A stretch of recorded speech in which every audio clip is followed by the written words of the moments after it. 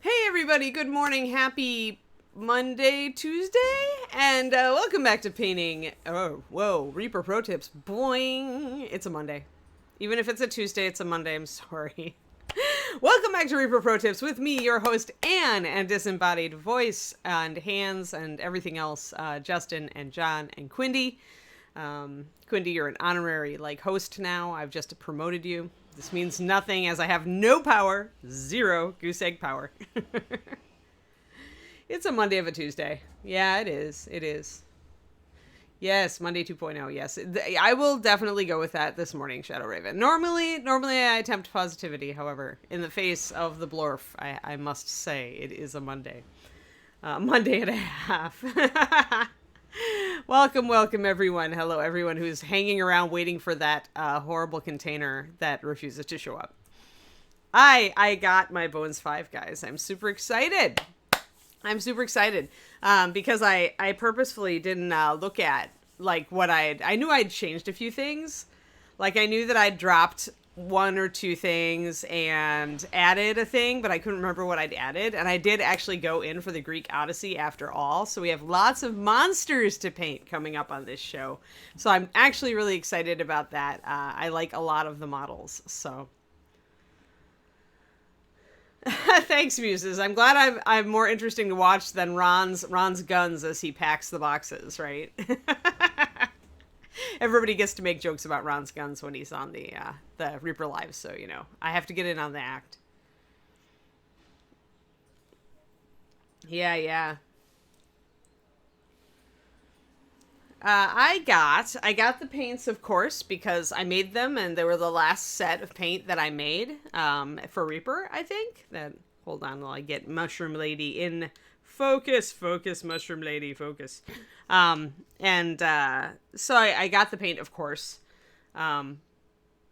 Wearing sleeveless except for one dude. Well, yeah, because it gets warm. I mean, it's Texas and it's a warehouse. So even though there's AC, we have to have the doors open a lot during Kickstarter because we're always outloading. So, yeah. Yeah, the container could be a mimic. I mean, that's of the conspiracy or non-conspiracy or monstery theories, that's actually pretty attractive. But at any rate, so I got paint, and I got the pass one with the big monkey face temple and the eddies and the snow leopards. So maybe we'll paint monkey face temple on the stream because some people asked for terrain stuff. Or maybe not. I don't know. We're thinking about it, though. Maybe just one of the shrines, because it is huge. I don't know how we do that. Maybe we'll do it, though. And then I got Kid Adventurers, because everybody and their brother got Kid Adventurers, because too cute. So we'll definitely paint one or two of those on the stream. And then, then Greek Odyssey was my other big thing that I got. So I didn't order too much. I never ordered too much, but there were some things that I definitely wanted this time. So not too exciting, but I am excited about several of the Greek Odyssey models and potentially painting them on screen. So Kid Adventurers are terribly cute. Yes. All right. Well, let's do some mushroom patterns today. I would get out my Greek Odyssey, but once we start talking about that, I'm not going to paint. And I want to get work on this Mushroom Lady done, because the faster we get Mushroom Lady done, the sooner we can start on something from Greek Odyssey. Hello, Bob and Julie. Hey, Coops. All right. So we're going to do on her underside of her cap a lot of what we did here on her arm. So I'm going to mix up some of this Nightmare Black with a little bit of Cyan Blue in it. And we're going to kind of do those radiating out speckle things. Then I'm probably, before I bring up the blue, I'm probably going to go in with a deeper red and kind of bring that in. To intensify the color right down in the shadows, and then we'll fade it near the edges here. I think that's what we're going to do. Yeah, I decided to pass on the catfolk because I might want those in metal if they go to metal. So there are lots of models that, and usually, I wasn't sure about Kid Adventurers if they would go to metal, but I decided I wanted them enough that I wanted to encourage Reaper to do more stuff like that, more cute, cute little models with animal companions. So I did decide to go in on those.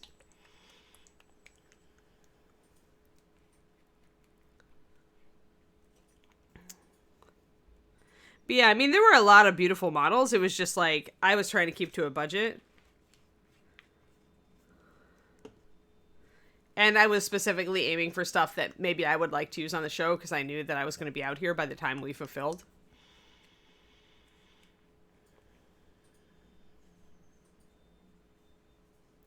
But yeah, it worked for me since I didn't order too much, so I got mine. We're just building some pretty colors here. I'm doing 4 drops of cyan blue, 1 drop of nightmare black, and then we have pure nightmare black as well. Let's get these colors over here. Colors, colors. Yeah, pretty blues. Pretty blues for the inside.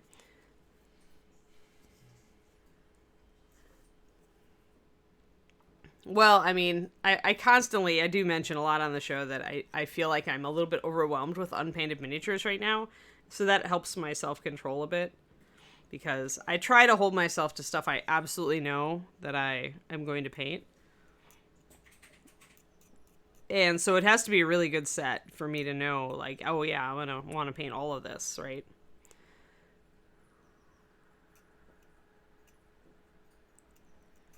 I had a holiday weekend of much getting other stuff done and not a lot of painting. Yes, cat dragon. Cat dragon. Yep, yep. Or my life-size fairy dragon that I want. Just kitten-sized. It just needs to be kitten-sized. That's all I ask.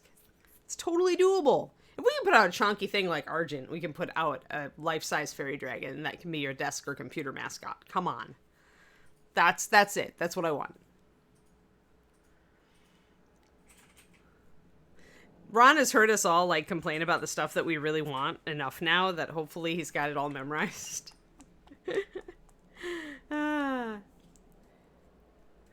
Yeah, McNellink. I'm with her too. We haven't succumbed to the 3D printer thing yet, and I say yet because the plan is already there.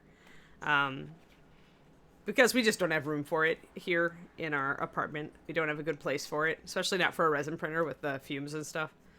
But once we move to a bigger place, all bets are off. So I'm using Ice Devil Blue mixed in with this. This is a Pathfinder color, which I really like. It's a really warm, kind of a light bright blue. It's a lot like Blue Flame, but I think a little bit darker and a little bit warmer. It's almost an aqua color. I really love this color. If you're looking for a color to highlight Surf Aqua with, a lot of you really like Surf Aqua 9078. Ice Devil Blue would be a fantastic highlight for Surf Aqua. Really, really pretty.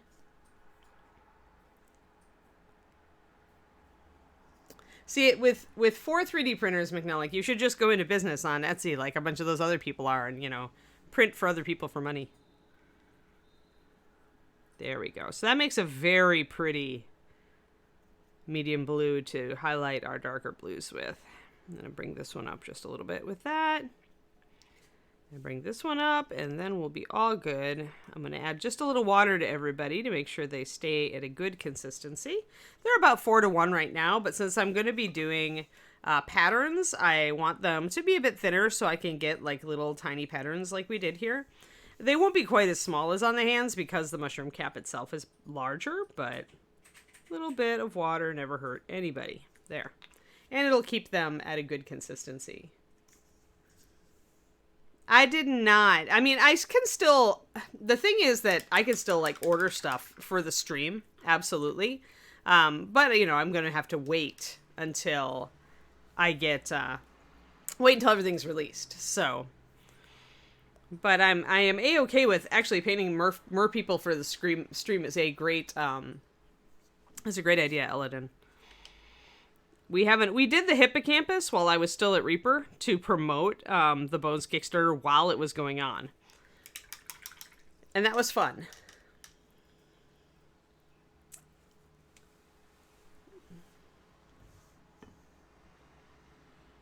Ah, nice, nice.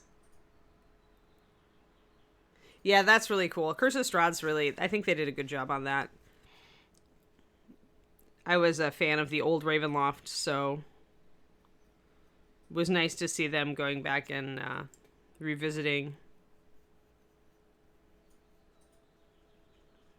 the old setting, old setting. Plus, the original map of that castle was pretty useless. Pretty impossible. Alrighty, let's get going on this. How about, I do want one thing. I want the red that I want to glaze in here. So I need to look at what I was using. I was using Lotus Orange, which is a new color. And I have my official bottle of it now, so I can actually, you know, use it. And Fire Red, that's right.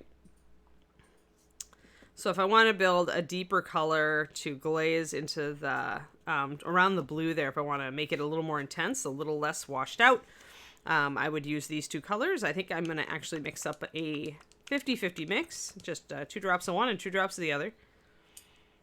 Kind of giving me a pink coral look, or a red coral look. This is a good orange coral or salmon color for Lotus Orange. It's also just a great highlighting red color in general.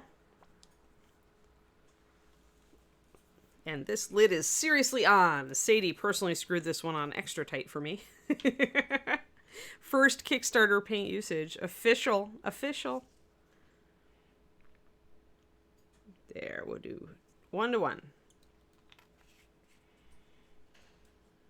Yeah, not easy, but I bet it would be like a puzzle, right, McNally?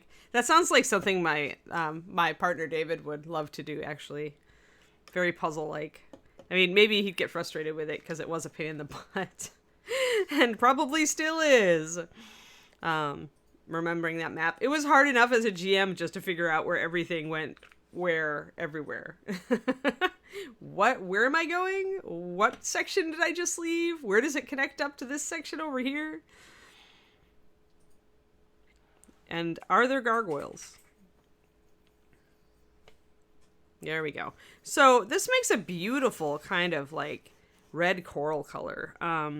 You guys, I know the camera likes to overexpose on the white palette, but let's see if I can put a big black thing in there and you can see it. Yeah, it still washes it out a little bit. It's really a gorgeous kind of red coral color. It's a little pinkish, and it's a little orangish, but it's like actually really beautiful. I like it a lot. So I'm happy with this color. I'm going to work with it. Bittersweet. Yeah, so that's pretty easy with OBS Streamlabs. Bittersweet. It's you just have 2 cameras and you can plug them both. I have a lot of USB ports, so you plug both of them in and you enter them in as separate video sources for your Streamlabs. So it's your streaming software that you would do that with. I like my document cam because it's very high resolution, so I use that for the actual models, and then just a normal Logitech for my face cam.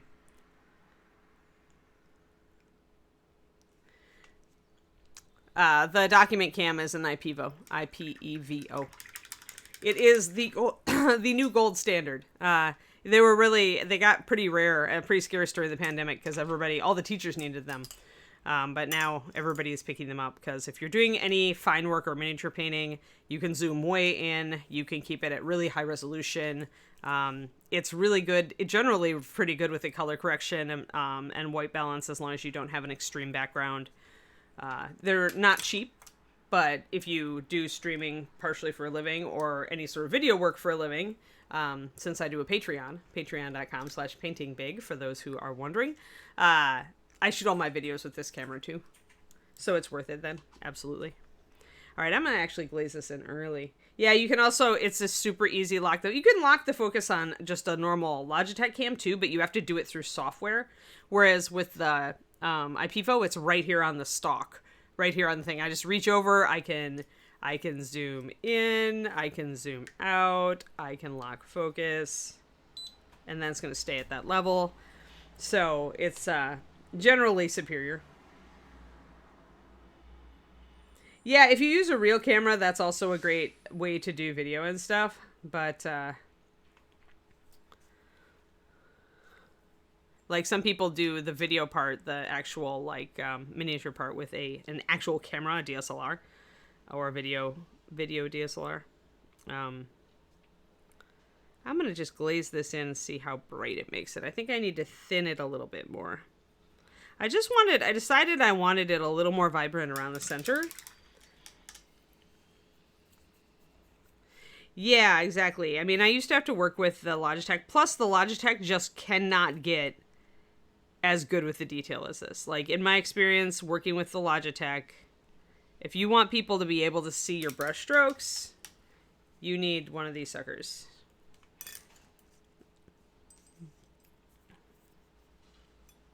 So it really depends what you're doing on camera. And if you need to see fine detail, whether you want a spring for one of these. These are actually document cameras, as I mentioned, so they're meant to bring up text in high resolution. So that's why they work really well for miniatures.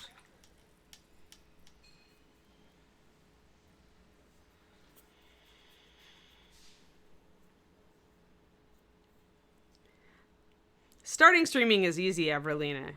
Continuing streaming is hard. Just like starting any new venture or hobby. So it's like when you start, you're excited and it's easy, and then as time goes on, it's continuing to do it and continuing to build your audience and continuing to find your audience for that matter.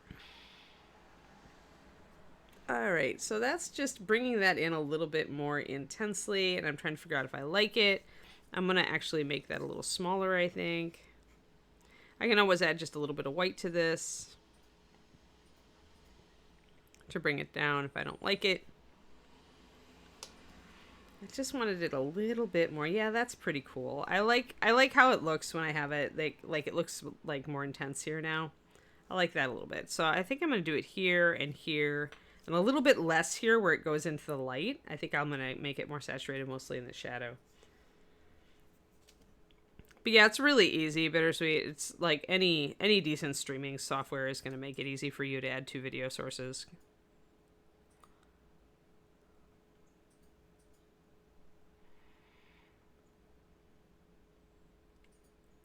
And if I get puddles like I did there, then I'm going to pull those out and dry off my brush real quick and go back and take those out. I don't want puddles. Puddles are the bane of keeping control of your paint.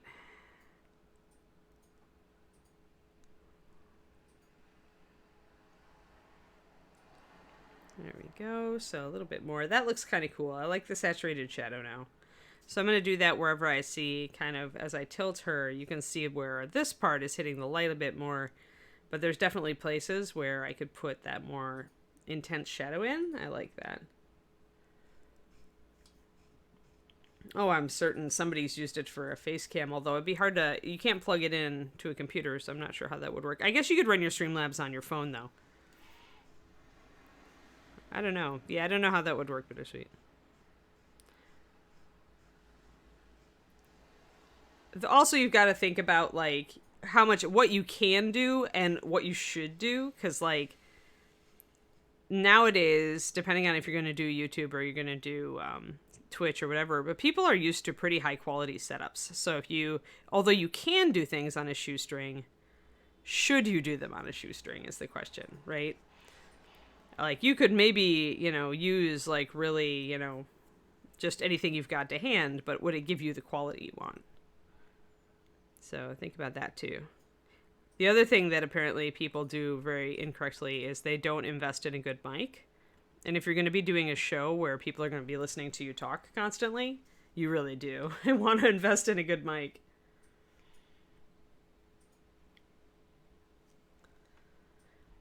Yeah, IPvo was going about, this one is about 300 and worth every penny as far as I'm concerned. But again, this is like, it depends on if you're just doing this for fun or you want to make a little side business, side gig out of it.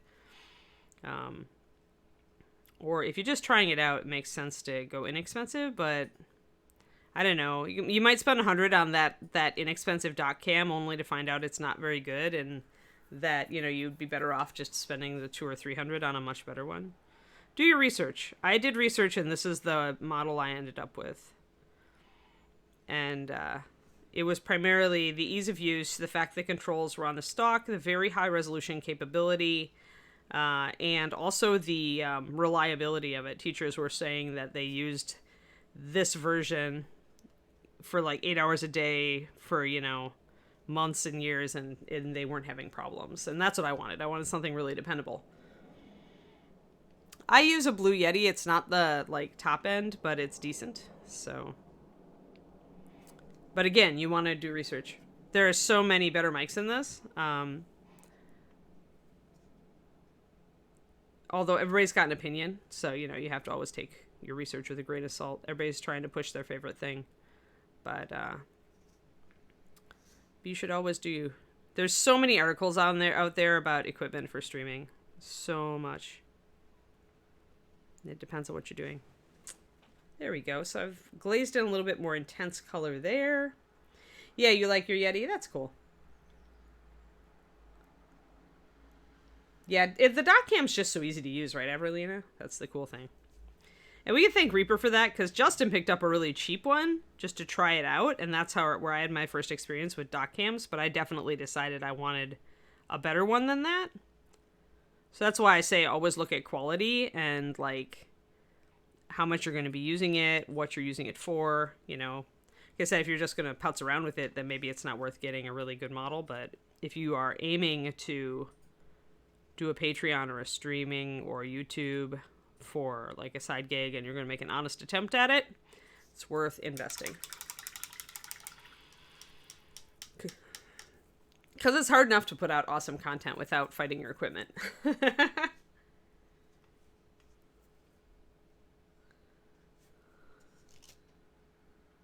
yeah, Justin at Reaper was the one who got me onto dot cams, and then I just researched a bunch of different ones and decided this one sounded really good.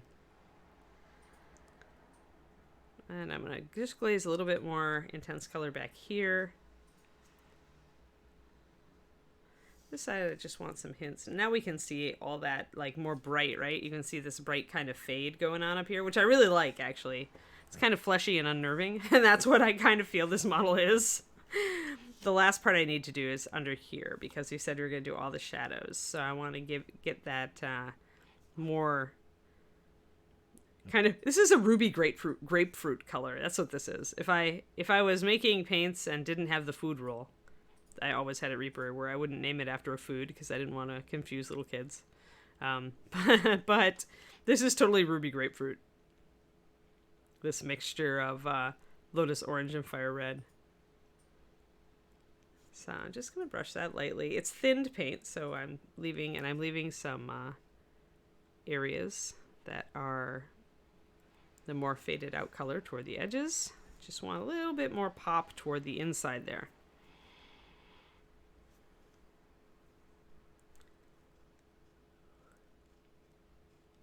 Yeah. Or if you're going to try to do, like, voice acting or audiobook recording stuff, then you should probably invest in a good mic, right, Shadow Raven? But yeah, the Yeti is a mid-range, and I've generally not had a problem with it. I mean, every once in a while, OBS wants to forget it. It's my biggest problem with it. But that's an OBS problem, probably, not a Yeti problem. Yeah, and I generally find that it is much better than what I was using before. So, alright, that's kind of nice. I like that. We've got kind of those darker tones in here. I might bring just a little bit into here.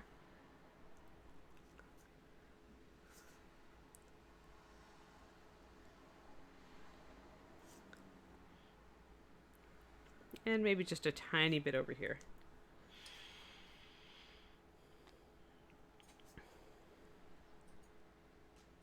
And yeah, I'm going to bring in just a little over here just to give it a little consistency, but I don't want very much over here because a lot of this is directly in the light. There. That's cool. Now we can do some patterns.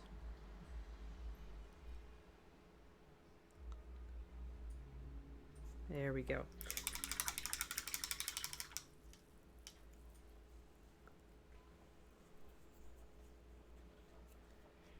Yeah, but I think yeah, that's true. I don't know, OBS, I found OBS to be easier than a couple other ones, and Justin used it for Reaper, so, or at least at first he was using it for Reaper, so I learned it. I found it pretty easy once he kind of walked me through it, but yeah, you definitely would need to learn a few things to set it up the way you want it. If you're doing more complex stuff, that's totally fair and true, McNelling.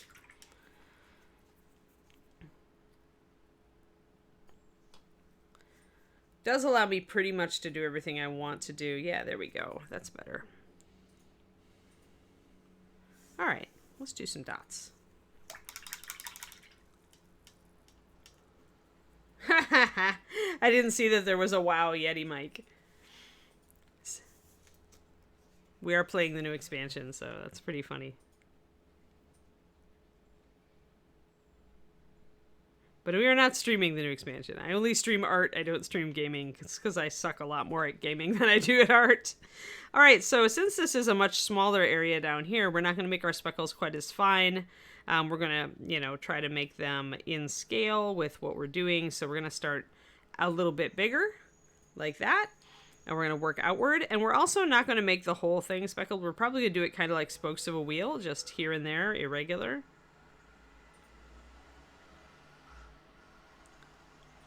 And this will be our proof of concept. Now, if I do need to kind of bridge a couple of them, I'll do a small dot in here. But in general, I want larger dots toward the center, smaller dots as they trail off to suggest like little spore pouches.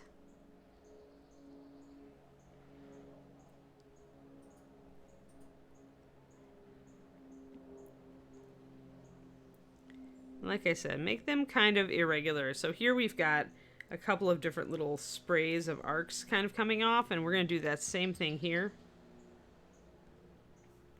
We're going to... Oh, it has voices? Oh, geez, Evelina.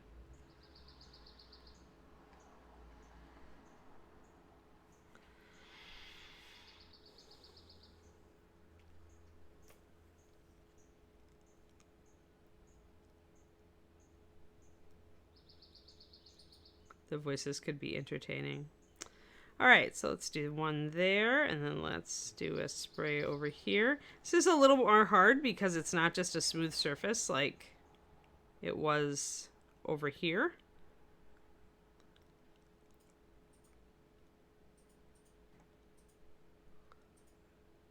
It's a little more broken up with all these ridges.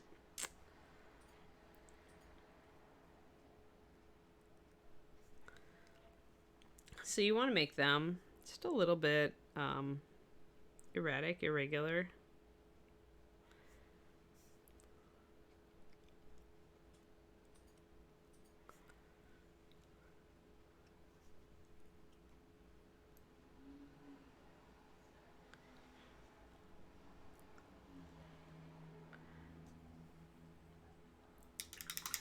I use McNelling.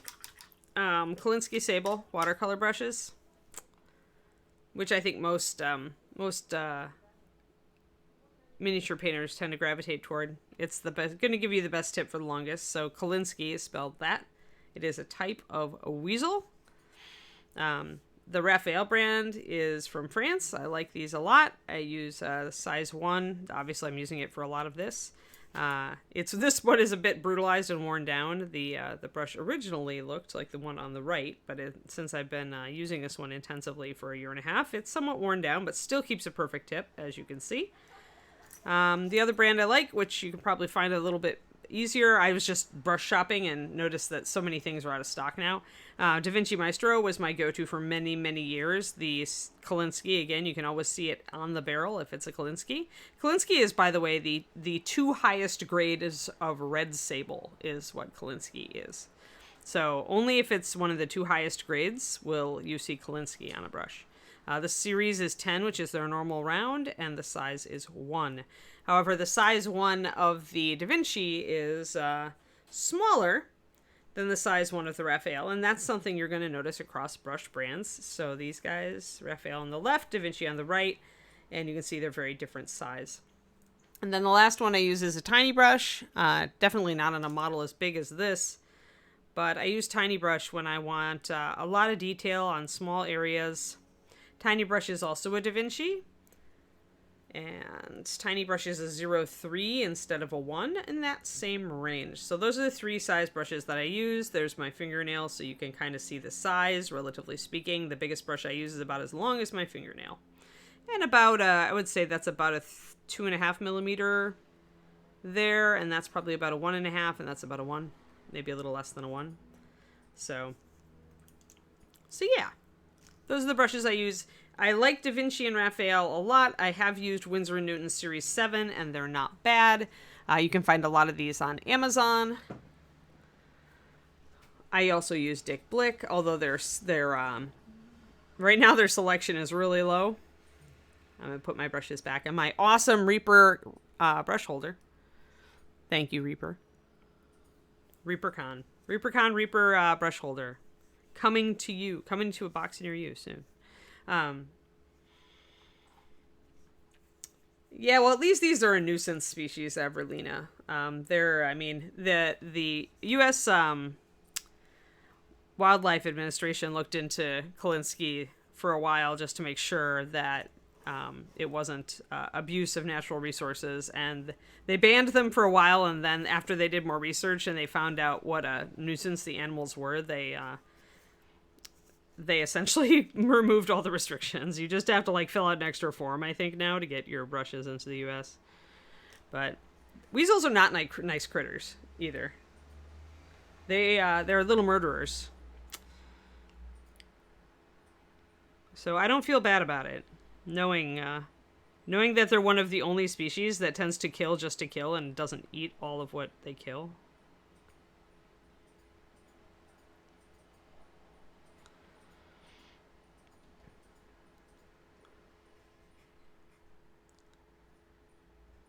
There. Yeah, I mean, if you, I hate to say it, but with brushes, if you're trying to get good results, what you buy is, what you pay is kind of what you get. I went to art school in addition to doing miniature painting, and it was as true there as it is in mini painting. It's like a cheap brush is cheap for a reason. They are getting better and better at synthetic Kolinsky hair. They're trying. Because obviously there are a lot of people who would rather not use natural hair for one reason or another. So hopefully, they'll keep working on that. But right now, I can't get the effects I want, like these little tiny micro dots that I'm getting with this extreme control for as long as I'm getting them. I can't really get it with a synth. I've tried some of the Master's Touch synthetic Kolinskys. They're good to a point. And so it also depends on where you are. This is a blue, Varl. They're always the bad guys for a reason.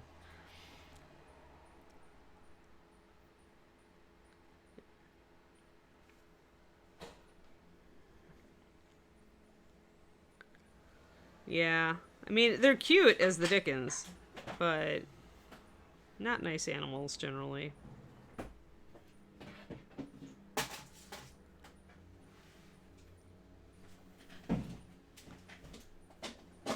So we're pretty much just doing like we did on the arm. We're doing little sprays of spores. I'm wondering if I should go a bit bigger with my sprays of spores. I'm thinking maybe I need my little spore things to get a little wider. Because, it's gonna be visible, I guess. Yeah, it's gonna be visible. I guess it's good. I don't want them to make them too clunky.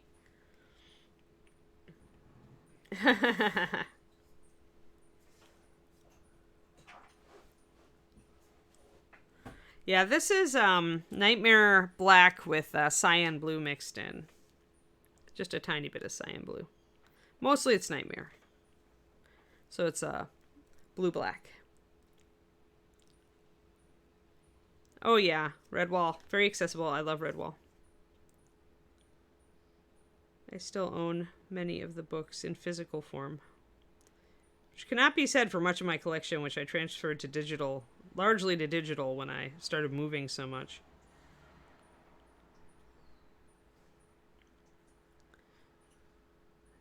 We're gonna just kind of alternate. You just want to alternate and kind of fill in. This is also how you do like giraffe spots, guys.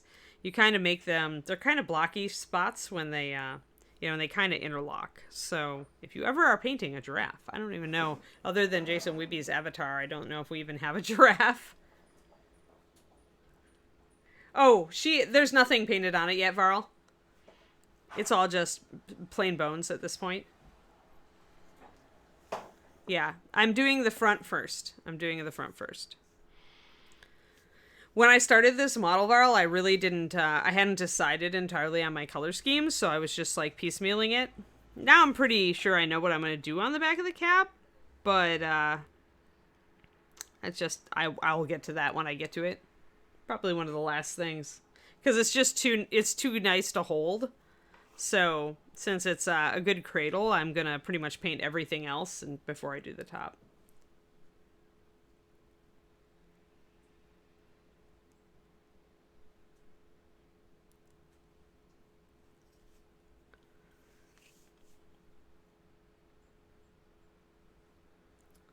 There we go. But yeah, Kolinsky brushes for miniature painting are very much a kind of a no-brainer. Once you get to a point, like I said, when you're starting out, getting a really good brush is still worth it because it'll help you avoid frustration. But there's also like a point where, you may not have the brush control to take advantage of that right away. You may not also be able to nail your paint consistency for that. So it does make sense to just use like a good quality Sable or synthetic in the beginning while you figure out if you enjoy the hobby, if you want to stick with it, all that sort of thing. But when you get to the point where you're starting to work with thinner paint and you're trying to, get better with your brush control and everything like that, then I think it is worth investing in a good brush. And even if you only buy one really good brush and you just save it for eyeballs and fine details, like, that's fair.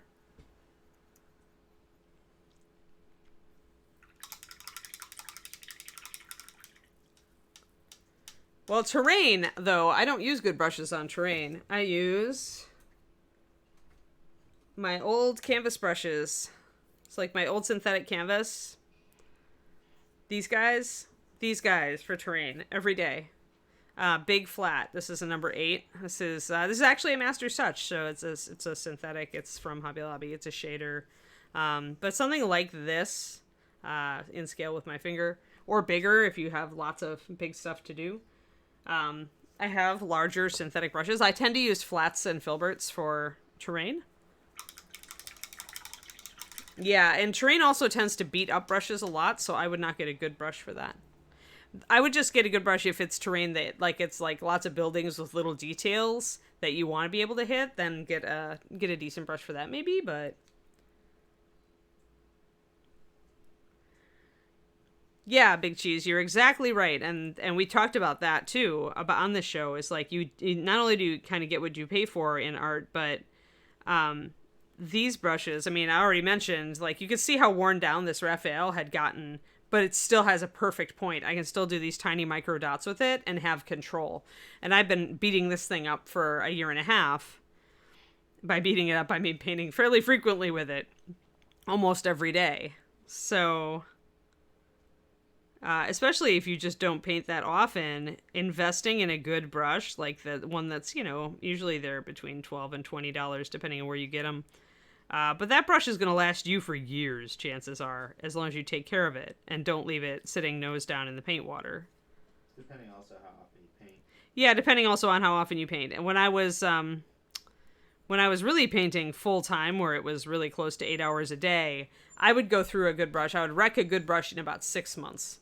But that's 8 hours a day of painting. So how many of you guys are actually painting for that much time, right? So yeah, David is right though. When he said that it does depend on how often you paint as well. But if you don't paint, like if you just paint for a little bit in the evening, like 3 or 4 days a week. If you get 6 months of 8 hours a day, that's a lot of painting. Yeah. Yep. Otter Mama says, hi, David. Hi. David has the day off, guys, so you can all call him a slacker. And he decided he would sit and paint with us today. David, do you want to show them what you're painting? Sure. He's painting a non-Reaper model, so we can't show it for very long, but we'll get David to bring his model over here. At least it's not really a Reaper competitor, it's Big Child. Right, it's a Big Child bust, so it's a much larger scale. David Mini incoming. This is what he's working on. Maybe we should zoom out more. Yeah, I'll zoom out. Boing. So that's what David's working on. And these cool shadows that you see on the skulls, that's all paint, guys. So the lighting effect that he's doing is all paint.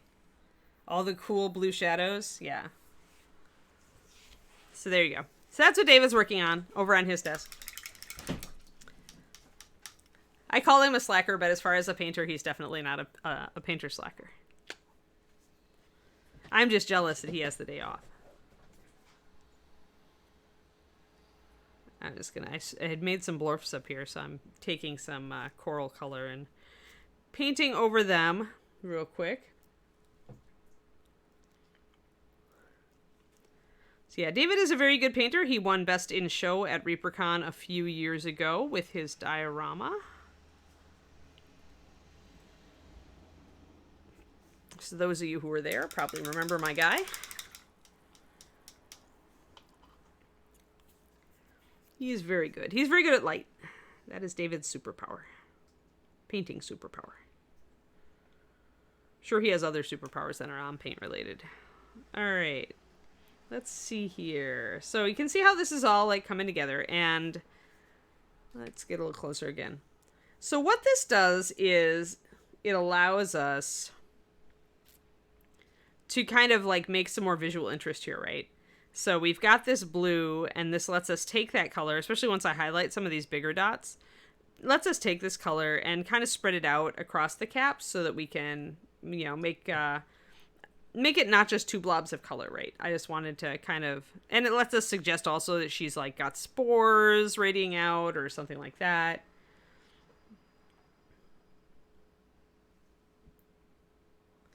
Shadow Raven, honestly, on my days off, I tend to take a lot of time away from painting, but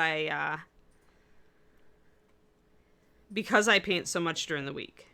But, yes, I do on occasion spend time painting on my days off. I painted last night. I'm trying to establish a habit, a new habit, actually, of always painting after my evening walk.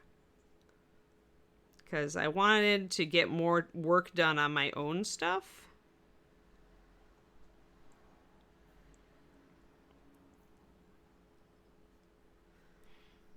And on some commissions that I have going on. So I'm trying to establish a new habit.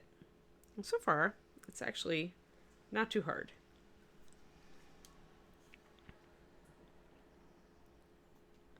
It's easier to start a new habit if you jump it off of another habit, and going for a walk after dinner is definitely a habit for me. So it's something that I want to do, and it's something that I do pretty much. I just do it. So that's the best habit. Cybestorm, it really varies. It's every week is different, and it really depends on how long the Patreon content is taking. I don't take on a lot of commissions right now because I knew that Patreon was going to be a lot of work. And then there's also, like, along with the Patreon, there's the coaching stuff. So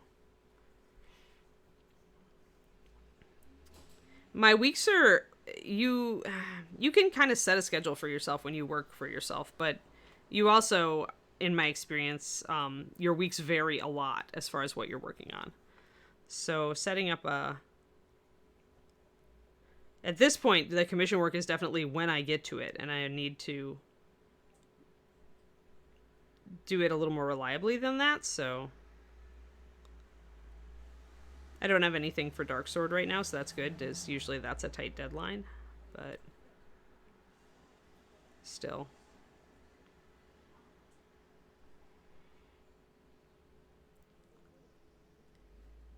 But yeah, working for yourself is, I think flexibility is key.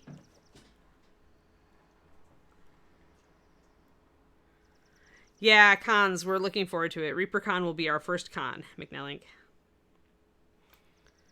David and I are both teaching.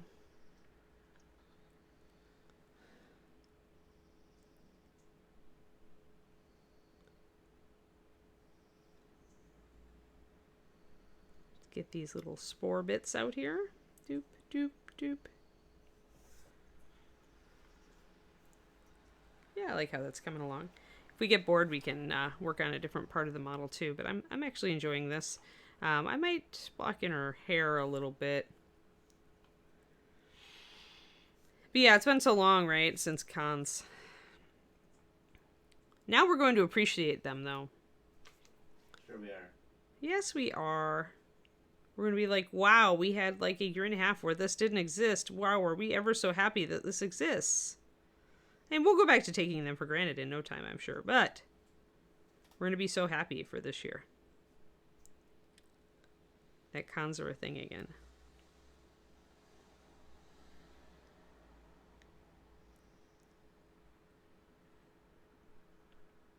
There we go. Get our... So I'm pretty much painting even over the top of these ridges.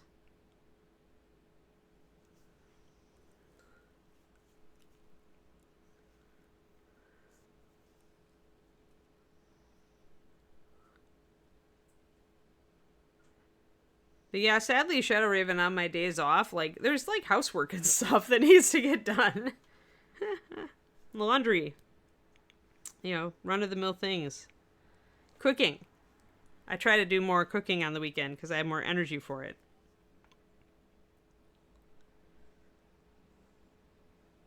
Pretty much all the stuff that I let slide around the house during the week, I have to catch up on the weekend.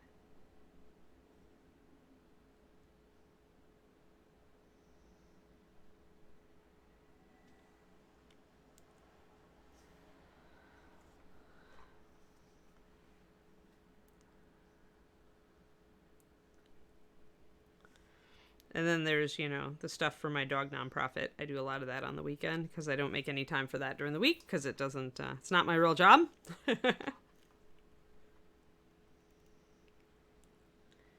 Cool, Cybestorm. Yeah, I mean, hanging out, it's really just hanging out after hours, which is super fun.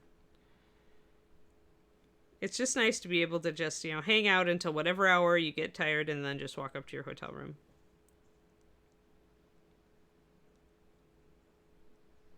And of course, a lot of people are playing like board games or card games, which is super fun.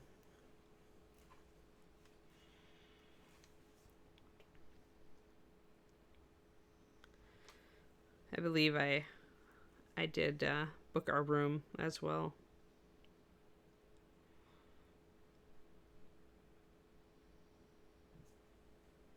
So pretty much I'm starting all of these little rows just with two side by side. And I'm kind of doing them, like I said, they're kind of like oblong squares, and I'm trying to kind of make them go together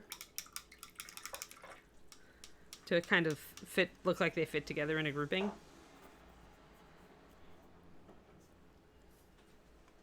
You don't have to be real precise with this kind of work, though, which is the nice thing. So I definitely got those a little bit too close together, so I have to correct that. Ron and Mocha led karaoke after hours. Well, they did, I don't know about Ron, but Mocha and Derek definitely were among many people doing karaoke the one night. I forget what night it was. Was it Saturday? Saturday or Friday? But yeah, we finally got a karaoke machine last con. And it was fairly popular, so I think, yeah, I wouldn't be surprised if it made a recurring appearance. How much did Derek have to beg for that? Pretty much, I just had to tell Adrian, because Adrian also thought it sounded super fun, Ron's wife, and so that was good enough. Because we're always looking for stuff to do and provide for after-hours stuff, like, you know, content providing. We don't want to just leave everybody off to their own things. If we can give you a fun thing to do after hours, then that's you know, a win in our department. And so Adrian thought that sounded fun.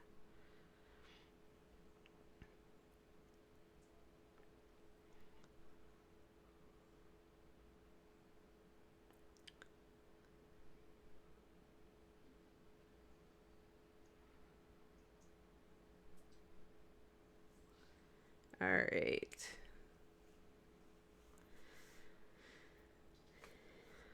Let's see here. I'm going to actually make even a bigger variance up here. Just to kind of... don't want it all to be the same.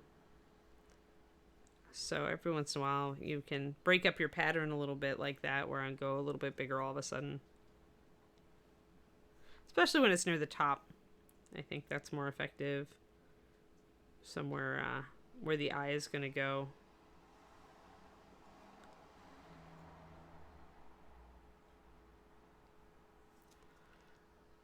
Boom. So what do you guys think I should paint with Greek Odyssey? Should I do the, is she a cloud giant? Or the Cyclops? Or there's so many good models. It will save our livers. Cloud Giant's kind of predictable. I mean, she is the pretty one, but I think some of the other models are really interesting too. Oh, what is the guy? Is it an Iron Golem? The one that's the big suit of armor. He looks really fun. I could do him in metallics because he's big enough. Yeah, I don't know. The Cerberus. Hold on. The Cerberus doesn't excite me. It's all fur.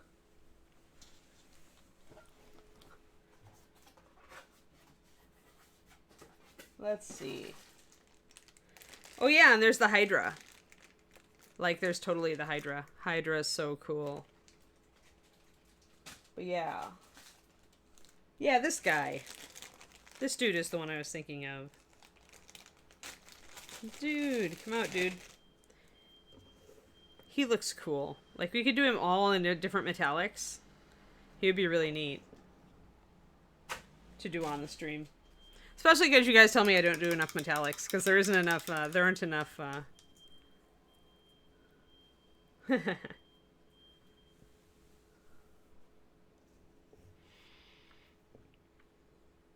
going to put a little bit more water into my dark blue because I'm losing it. Didn't make a really big paint puddle, so it tends to dry up a little faster when I don't do that. Iron Golem, Hydra, Cloud Giants. Yeah, there's Cloud Giant. Is she a Cloud Giant? The one with the column, or is she a Storm Giant? I've liked her for a long time. Oh, and the Centaur is really cool, too. I would love to do the Centaur. He's really, really cool. I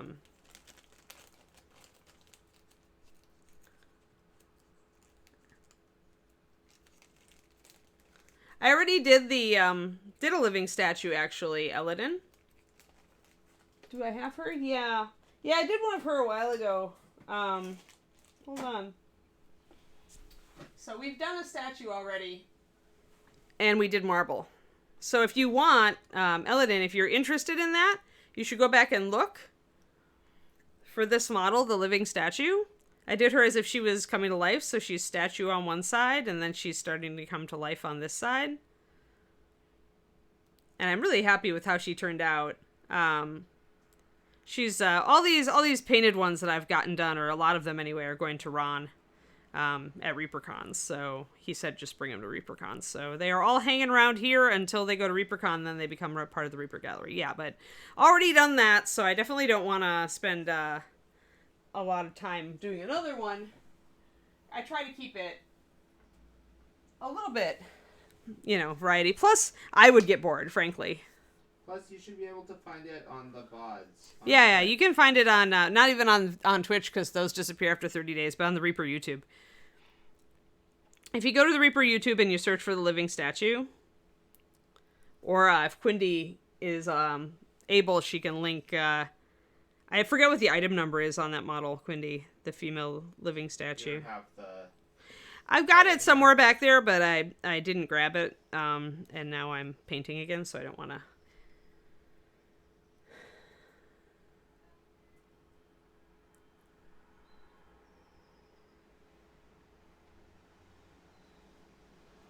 Thanks, Quindy. Quindy will go look for that living statue and find the item number, because sometimes searching for the item number on the YouTube is more effective. I'm going to join these two up here. Make a bigger section of spore goo over on this side, and maybe I'll do that on the other side too, and link up some of these little guys. Yeah, she's the redo of the Yefima. I really like her. But I'm like, I'm going back and forth, because the Cyclops would be fun to do too. Do kind of an earthy brown skin tone on him. He's cool. But I do love that Iron Golem, if that's what it is. And,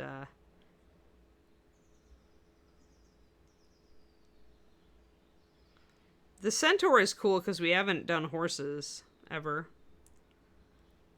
Even though he doesn't have the head of one. But we also have, like, a Pegasus, I think, in this box. So we could totally do horses in a couple of different color patterns. That could be fun. Okay. I think this one is stone, but I don't remember which one this pack, because the pack didn't make sense. I think this was a metal. I think this one said metal, but it wasn't, because the head was obviously stone. Apologies for the beeping. UPS truck is totally serious today, apparently. Oh, it's FedEx. I always blame UPS, and it actually is also always FedEx.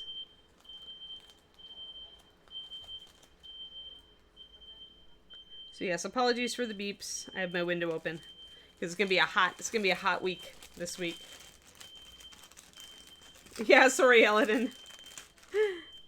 Oh, 44126 on the titles. Thank you, Quindy. Yeah, I thought it said metal, but it had a stone head. So yeah, this is the Centaur, guys. I really like him. It would be fun to paint this guy. He's neat and chunky. He'd be another one. He's big enough we could do metal. Well, then blame FedEx. There we go. Yeah, Quindy. Woohoo! Quindy with the win. Quindy with the windy. So yeah, if you're interested in the living statue and how it was painted, Quindy just linked to the first one. You can find all the others by searching the item number. Sometimes the name is reliable and sometimes it's not. But I believe Justin always puts the item number in. Boop. There we go. Yeah, this is pretty good. I'm liking this. Oh, bye, McMillan. Ha!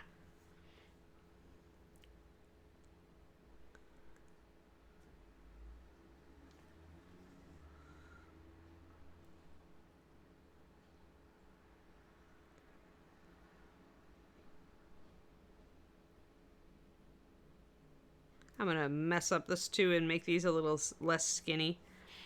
Fill in some areas between on a few of these.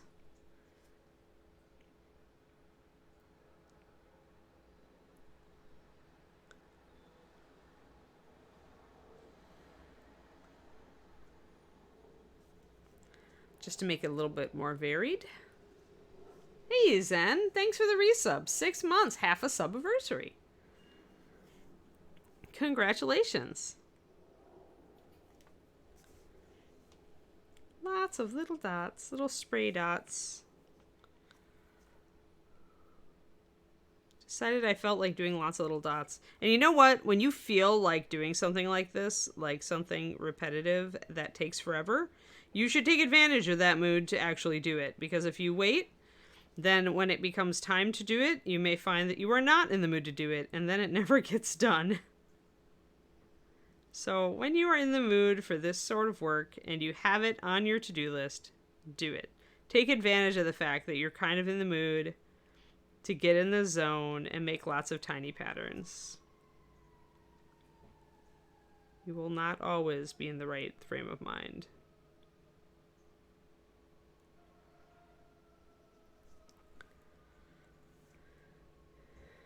Yes, exactly. Tedious sometimes, meditative bliss another time. Like, I'm actually having fun doing this today. But there are definitely some days where I would be like, argh, org. Make it stop. When you have a little room at the end of these little traily things too, you could also throw in a little bit of a wave, like a curve, to make it more interesting as well, so they're not straight lines necessarily.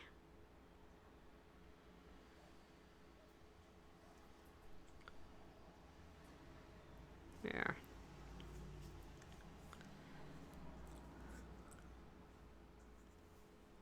When you get the zoomies, use it to paint. Yes. Yes, humans do enjoy laziness. This is why habits are such a great thing, because it lets our brains be lazy, but teaches us to still get things done. Like, forming habits is utilizing our laziness to good effect. Is the book I just finished listening to. That was her take on it. And she's a behavioral scientist, so she's like, humans will always be lazy. It is in our genetics. But you can work around your laziness by establishing habits. And then, despite yourself, you can get things done.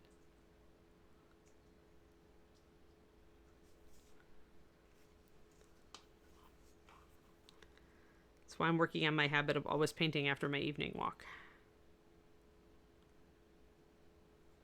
Because then I will always just do it.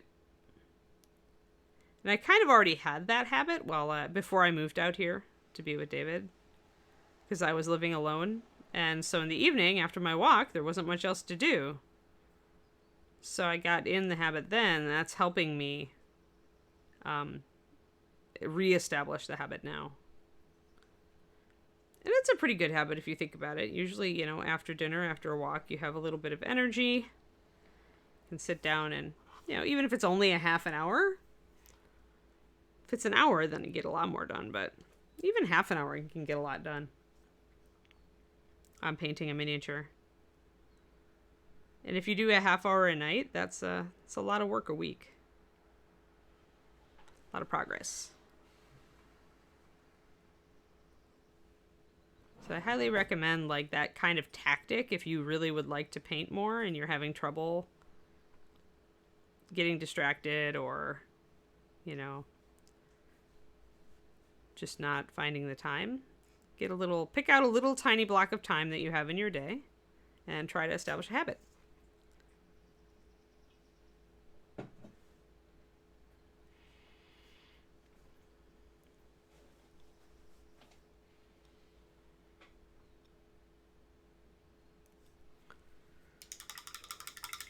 Hey Bryce, doing dots. I'm in the mood for dots today. More dots.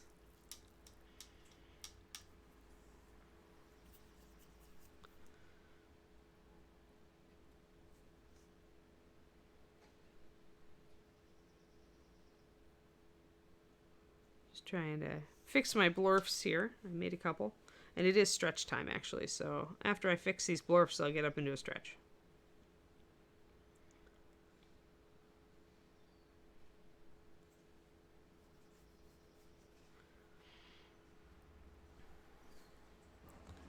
But yes, I was just talking, Bryce, about how you can, utilize habits to get around not having enough time to paint. It's Usually people could find an extra 20 minutes somewhere, or an extra half an hour, if they really look for it. And the nice thing is that once you establish that habit, you'll just automatically get in the mood to paint when your trigger happens. So for me, it's come home from my walk, get my water, and then David's always in here, either painting or playing computer games. And so then I want to, it's natural to want to go in and be with David. So then I could just take advantage of that to sit down and do some painting. It helps that I have a place that is set up to paint. So that's a nice thing that you could do for yourself if you have trouble making time to paint. I find the wet palette really helps me for that because it usually has paint on it still, and so I just have to open it up and then I can start painting right away. Right. So I guess you do something similar sometimes when you mix up colors on your well palette and then put the self paint over the top. Yep.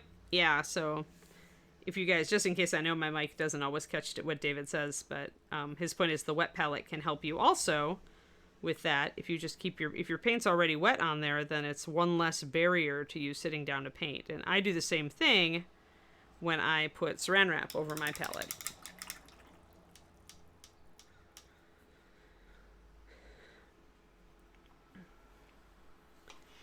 Yeah, I find that the habit helps me get around the mental a bit, because once you're in the habit of sitting down and just starting, over time your mind gets in that zone like easier. I've found anyway. Not true for everybody. Everybody's different, but it is one of the things that works.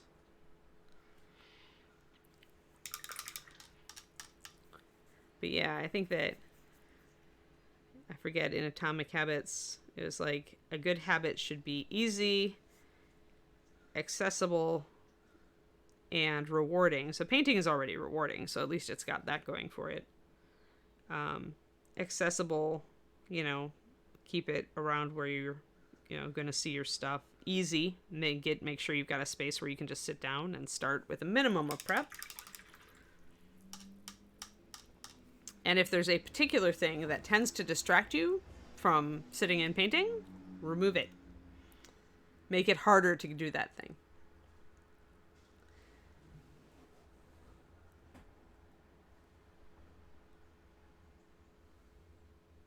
Yeah, it is nice having somebody to paint with. That's for sure, Everlina.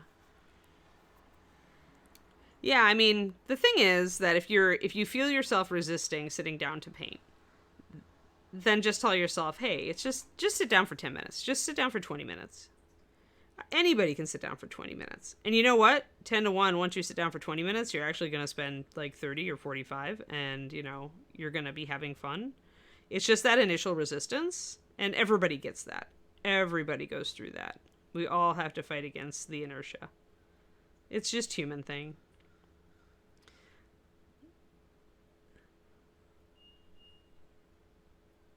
I mean, I have a fair amount of drive to succeed and to, optimize myself. And even I fight against the inertia of just sitting down and doing it.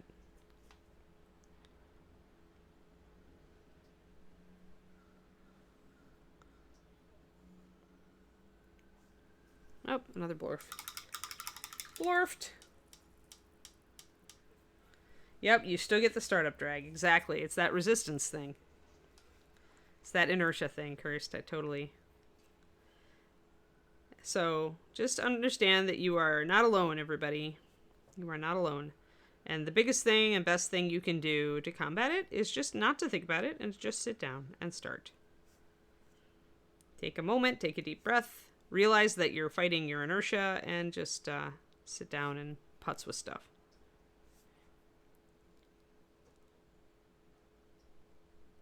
For me, I get definitively unhappy if I don't make progress on my goals, and so if I find that I'm really unhappy and anxious, it's 10 to 1, it's that I actually am not making myself sit down and do something that's wearing at my head. So for me, it's definitely a necessary strategy if I want to be happy,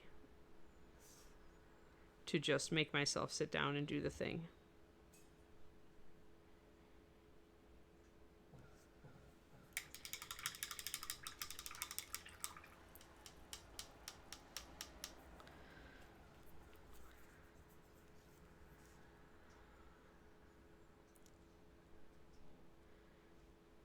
And another thing, if you like to, do the Netflix thing and you don't want to give that up to paint, is this find shows that you can listen to while you're painting that don't take as much watching.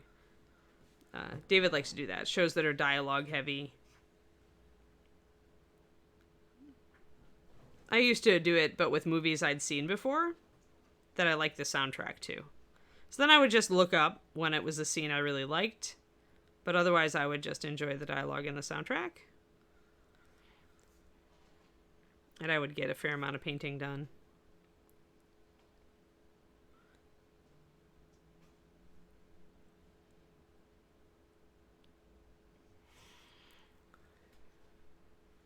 Though mostly for me these days it's music. I like listening to my music, and I don't have a lot of time to listen to music. during the day. So then I can make that a treat for sitting down and painting.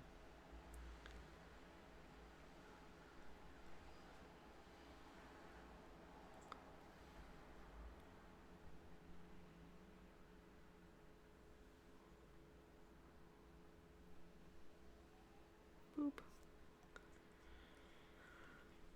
So we'll shorten our little spore pattern here as we get close to the edge of the cap. And now I think I might minimize it. Like, I like the spore pattern here, but I don't have to do the spore pattern all over here if I don't want to. So I may do a lot shorter spokes down as it goes behind her. And maybe we'll just make the color a bit deeper down here. Oh, that's right. I was going to stand up and stretch. Let's do that real quick. And put her in focus down here. Ms. Mushroom. Let's tilt her because I think I like her. I like her tilted a little bit. Doop. Sit. Stay. There we go. Much better. Ah! She does not want to sit and stay. She's very disobedient. There. Ah! Nope. Nope. Bottles are not going to work. She's like, nope. Nope. Nope. There we go. Much better. Trying to prop up the mushroom. The mushroom does not want to be propped. Props to the mushroom. I give up. That's good enough. There. Yep. Yes, the queen shall not obey. Exactly. Queen believes I'm uppity. Alright, well, if you've been sitting for a very long time, do not step on your bones, minis, as I almost did. I'm sure many of you are buried in Bones 5, so that's a real advisement, not just whimsical, obviously. But yeah, we'll all have to figure out, I have so many awesome monsters to paint, so. Stand up and stretch, everybody. That means you too, boyfriend. I'm just cleaning my brush. You have to clean your brush before you stand up and stretch, otherwise bad things will happen to it. This is true. Do clean your brush before you stand up and stretch.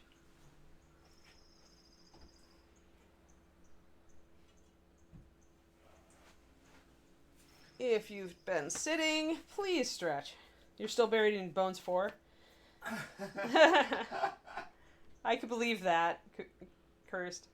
This is why you need to make time to paint. Yeah, this is why you want to make more time to paint. Many people wishing they were buried in Bones 5, but their stuff is on the container that is hiding. Oh, no, there's a container that's... Yeah, it was stuck. It was in the port in California, and then it hasn't appeared yet. So they're saying it's the champion of hide and seek. But it's the last one, and it's holding up. And I can believe what somebody said earlier about, if they're getting to the point with Reaper where they're stuck, where they've shipped everything they can ship without that last container. I totally believe that. Because once Reaper starts fulfilling, we bust through it. I remember us just how fast we were able to go now that we've got our system down. Because Ed refines it every time. He makes it a little bit better. He and all the commander-in-chiefs. Every time it gets a little better. So Thursday though, yes. Yes, I do hope that all of you who have not gotten your bones yet do. I'm going to do my floor stretch and I'll be right back.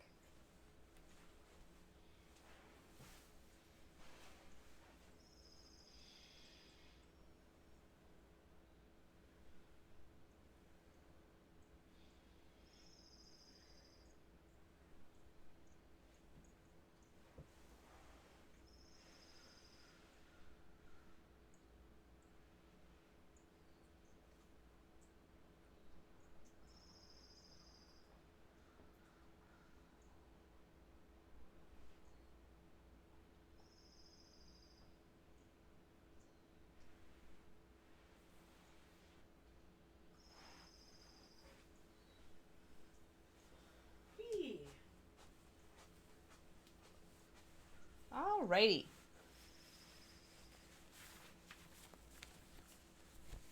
Ha. Yeah, that seems like a bum deal, Cursed.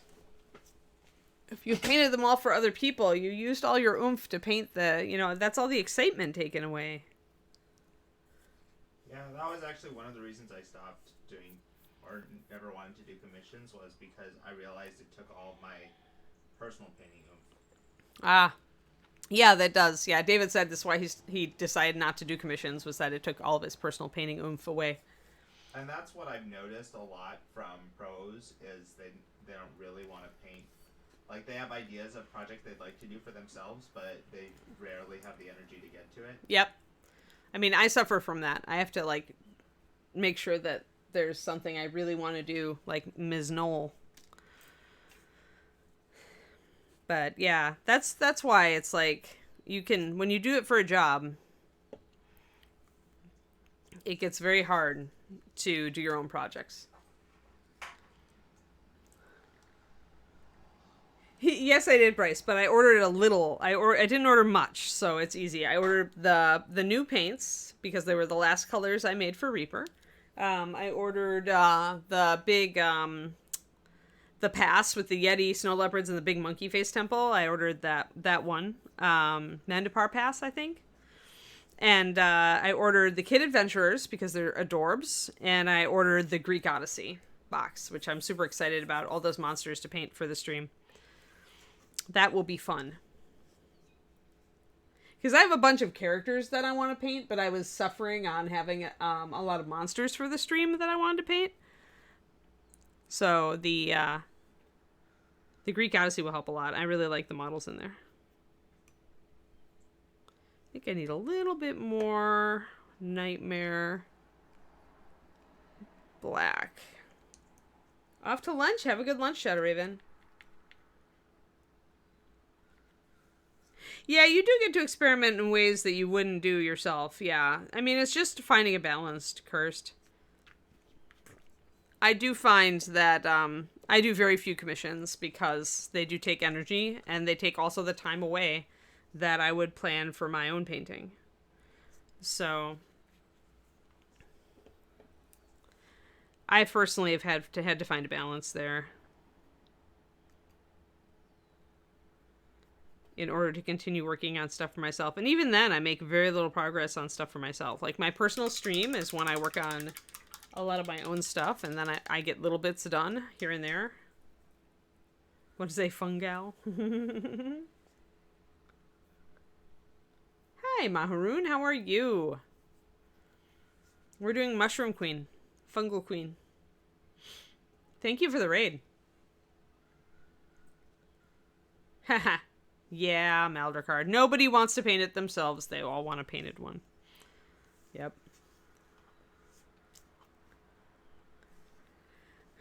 But yes, it's good to see you, Maharoon. What were you working on? I am putting tiny spore patterns on the inside of Ms. Fungal Queen. Fungal Queen's cap. Although we're going to start making them a bit closer now. A bit smaller.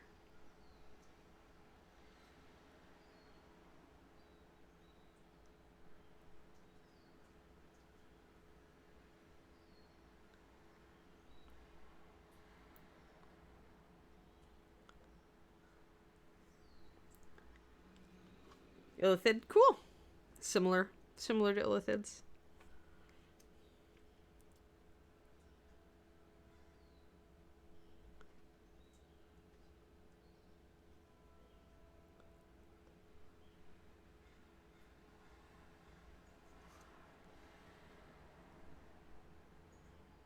Yeah, we've been doing lots of dots today. Lots of little spore bits.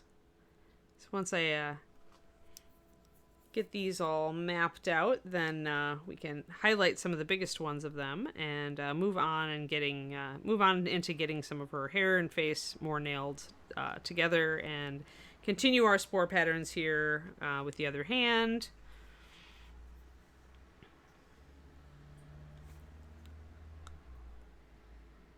So that's kind of... I felt like doing tiny dots today, so... As I was mentioning earlier to everyone, when you are in the mood for this sort of thing, definitely take advantage of it, because if you try to do it when you're not in the mood, you will not do as well. Or it will just never get done. Dialing in my dot zen today. Whoa, Trashorama with a 24-month sub. Happy double subiversary. Double subiversary, double subiversary, double subiversary. Happy double subiversary. Or something like that. Double subiversary. I can't say that too fast enough. Awesome. Yeah, Blue Skull upgrade. Nice. 2 years subbing to Reaper. One might think you were addicted.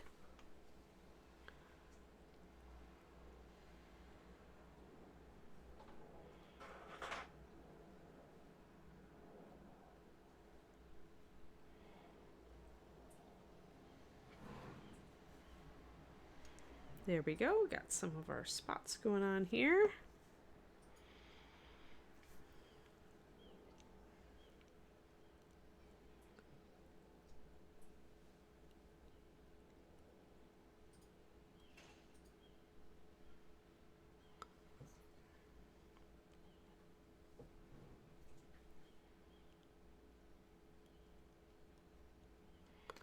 There we go.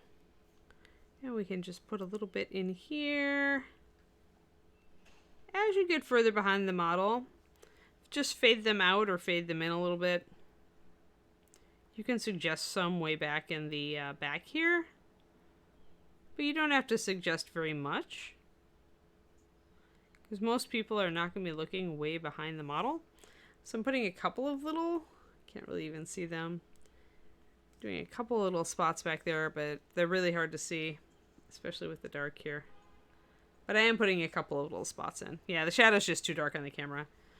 But I'm just popping just a couple back there so that it's consistent. Also, another reason to shorten my dots and not have them go out as much is I'm nearing my hands here, and I don't want too much overlap. I want the blue to be kind of up here, and I don't want the blue to kind of blend into the hands very much. So I want them to be separate areas. That's cool.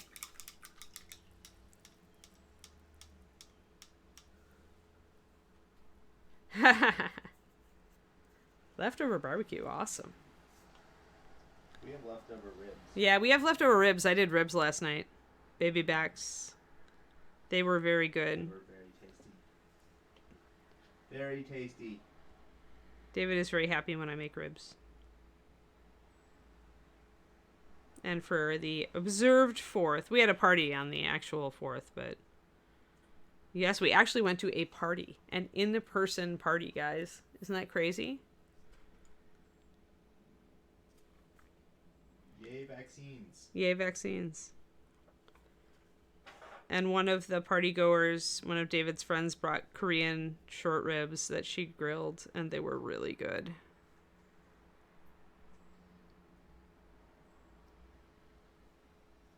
I love Korean short ribs. So tasty. Oh. Yeah. I have potatoes, but they're the wrong sort of potato for twice baked. But I might have to do something with them. They were an accidental delivery when I ordered food.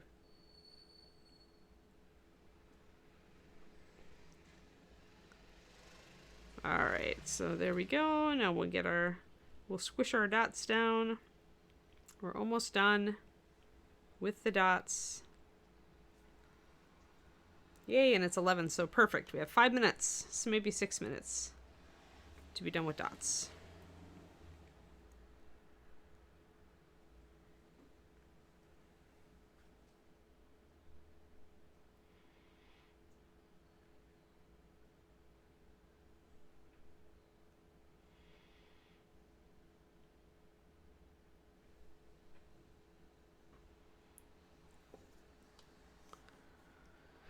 Just a few more dots.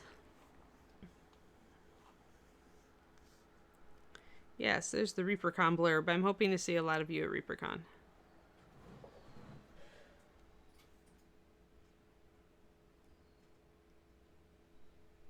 Oh, I have a little hair on the end of my brush. I have to gently pluck that off. Lint. When lint attacks. It's a painting thing. Or cat hairs or dog hairs. Though we don't have that issue right now.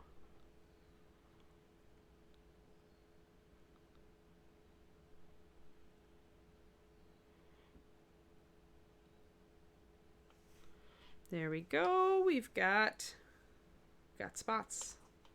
Many, many spots. Oh yeah, that's a good idea, Bryce. Working on board game models to try stuff for competition models, yeah.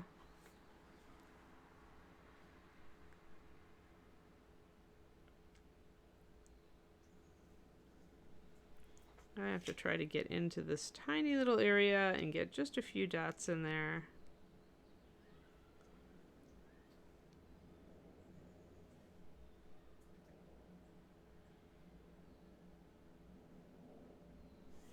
That's good enough, I think.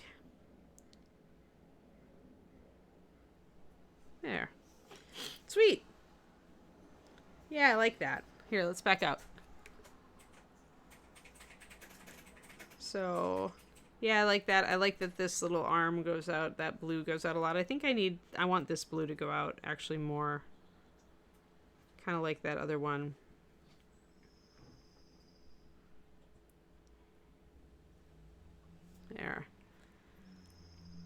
There we go.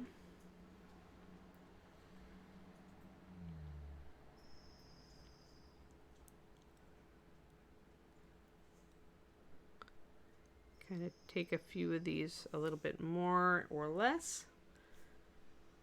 Rawr. That's fancy.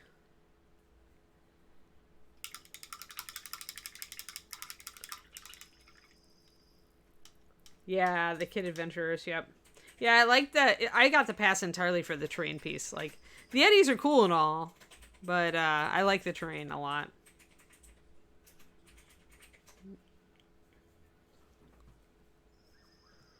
Painters Cookout, yeah. Well, that's what local painting clubs are for. We're still waiting for ours to get its butt together. Might have to take matters into my own hands.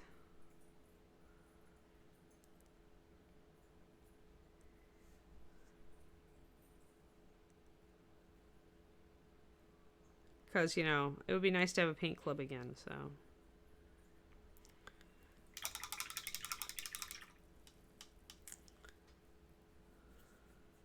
2-hour drives, yeah, that's a bit of a drive for you, Coobs. I would be, I mean, it would be nice to have, I know there are people like Bryce, actually, here in the chat who are farther away from us here, but having like a once a month or once every other month painting day so that even people far away would make it, you know, it would be worth it for them to drive in, do a cookout or whatever, that would be fun. There we are. I like that. All right, cool. But yeah, we lost our local store that was close, that had a lot of room, so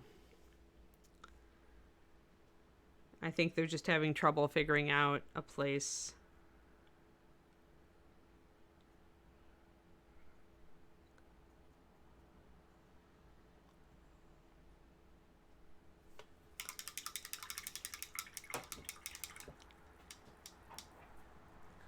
Oh, Ontario's still kind of terrible. I'm sorry, Coos.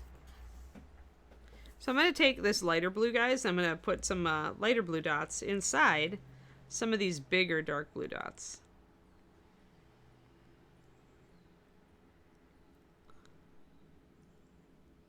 And what this does is it introduces a brighter, because I'm introducing a brighter blue, the blue will show up better.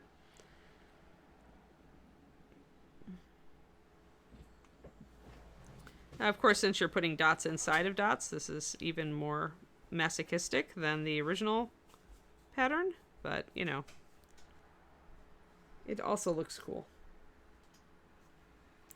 Yeah, it was a good one, but they just got booted out, so it's rare that a game store can afford to sustain that much open space. It's so hard to make them work financially in the first place. So I think people are talking about like getting one together at somebody's home, or at least that's a possibility they have looked at. It just means you don't attract new members as much,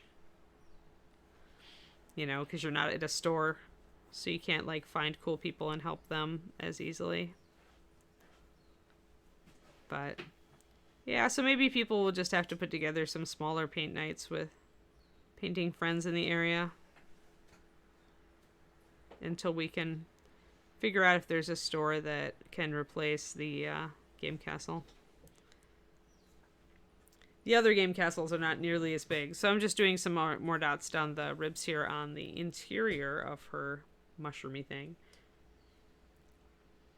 The owners decided, actually, Bryce, that they just didn't want a game store there. They wanted a different kind of store, is what I heard.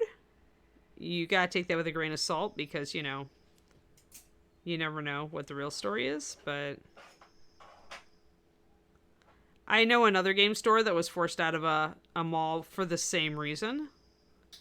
Just that they wanted a different... They didn't like the demographic of the gamers hanging around at all hours.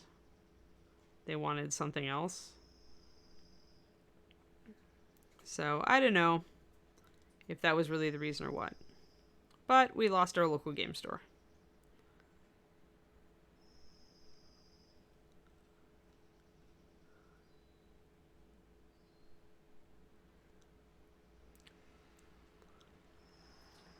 But, I mean, so we'll see. I mean, there's some smaller stores around. More dots. 50 DKP minus for bringing that up, Trash. I was carefully avoiding it.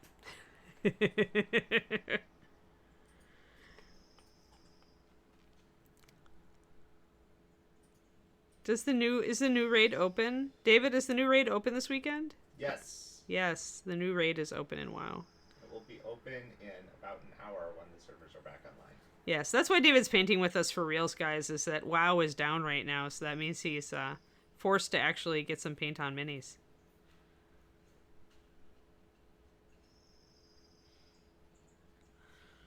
There we go. So I like that look too. I like the dots. More dots. More dots. Because if we're going in on dots, we may as well full commit. Plus it fits. She's going dotty.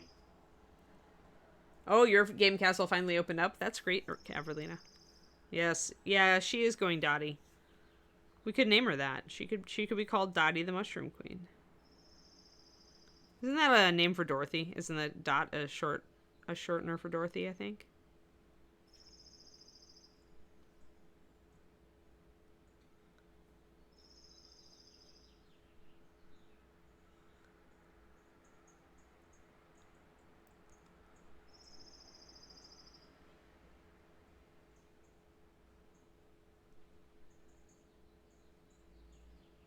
I think I did have an Aunt Dot at one time.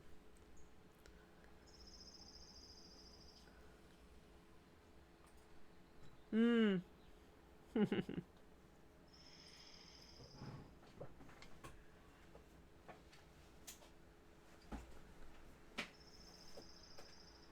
enjoyed it. I was raiding in a big guild when Onyxia was first out, so I was doing the 40-man raid. That was fun. It was a fun fight. I enjoyed Onyxia.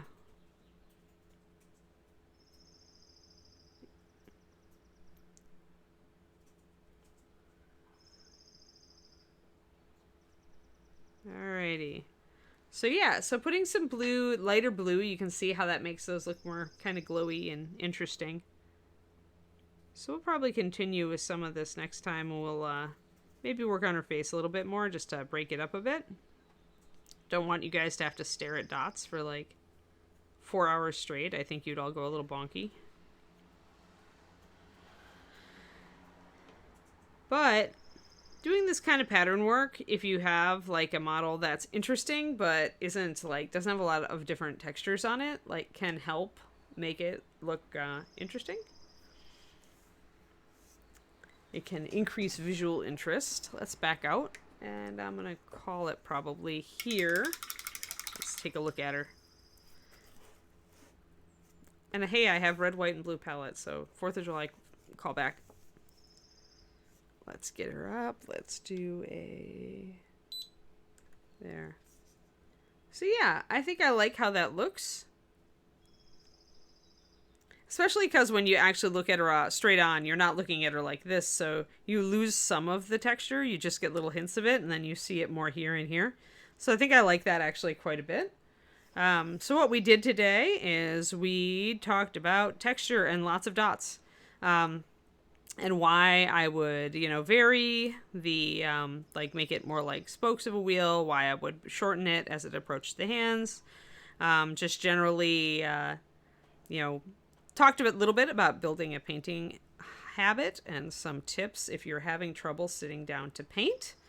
Yeah, the bright blue really brings it together.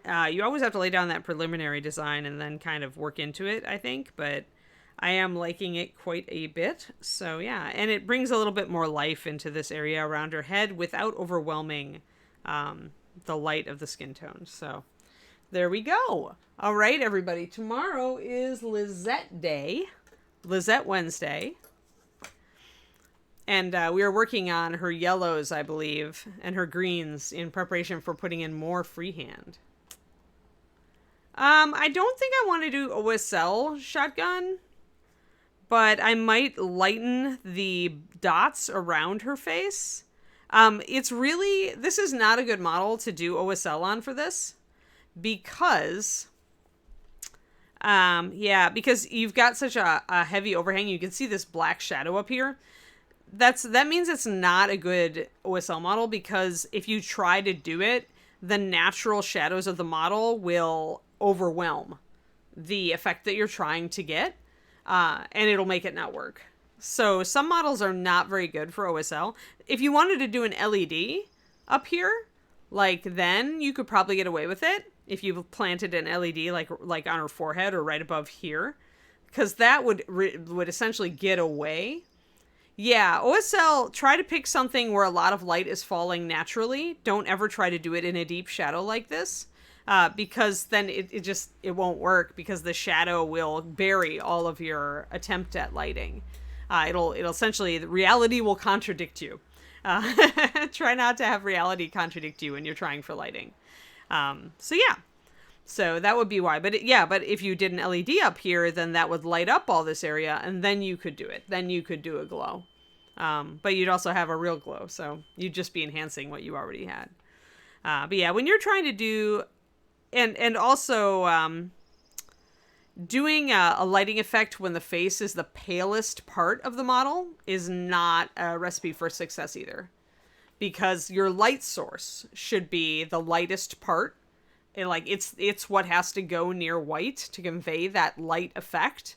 So on her, assuming we didn't have this deep cap, the way to do it with this skin tone would be to have her skin be the luminous part, not to have the spores be luminous.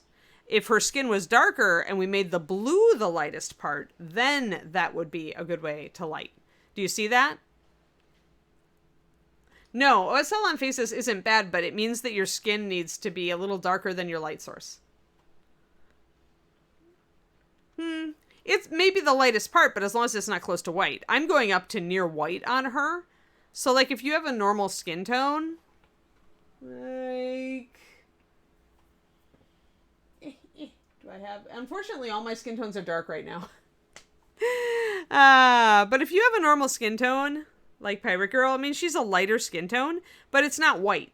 So if you had a bright light shining on one side of her face, you could still do that. So it's not so much lightest, but if it's near white, and her skin tone I brought almost all the way up to white, because I wanted that kind of semi-luminous fungi look, but I wanted the skin to draw the attention. So yeah. OSL, you always gotta kind of think about that sort of thing. And also how the color changes. I'm about to do an OSL video for you guys for the Patreon. I have a Patreon. It's patreon.com/paintingbig. And yes, I will have a small OSL video for the $2 level coming up this month. Working on that now, as outlining it yesterday. Thank you all for tuning in. Tomorrow will be Lisette Day, when we will probably work on some yellow and some freehand. And I'm going to wrap it there so you all can go back to that amazing, footage of us filling orders and looking disgruntled that we don't have the container we need. Alrighty. What do we have later today, Quindy? Did you already give it a plug? I missed it. Let's see, Monday. You're disgruntled too, it's okay. No more warehouse stream today? And no crow's nest. Oh, okay, so I was the last. All right. Go off and entertain yourselves. Oh, lots of other stuff to do. I see, Reaper John. Yeah, you got to catch up on all the crap that you had to sideline when you were fulfilling orders. Got it. All right, guys. Have a great one, and we will talk to you later, and I will see you back here again tomorrow, bright and not quite so early for many of you. All right. This is Anne. I'll talk to you later.